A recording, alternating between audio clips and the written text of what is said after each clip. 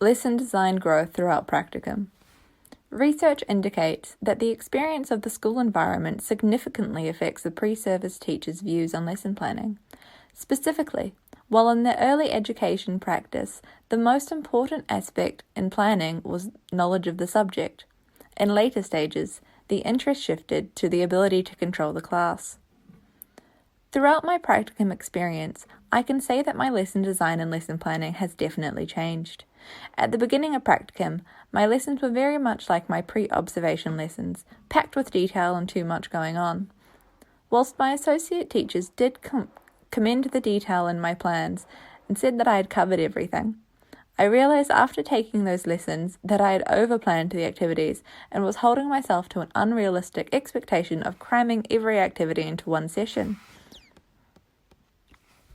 Being on practicum has shown me that my initial designs did not allow me any time to sort out any sort of class interruption, such as behavioural issues, whiteboard markers not working, the projector not wanting to connect to my laptop, or anything like that.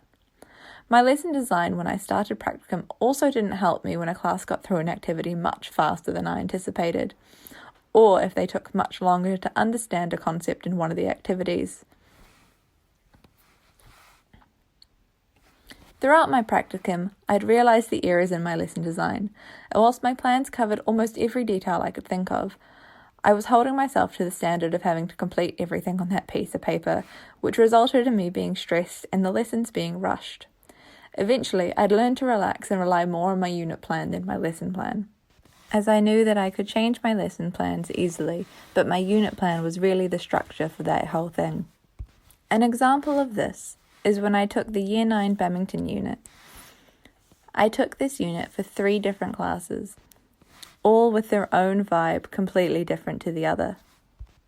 Before I started this unit, I had planned out what activities would be in which lesson and which shots would be taught when.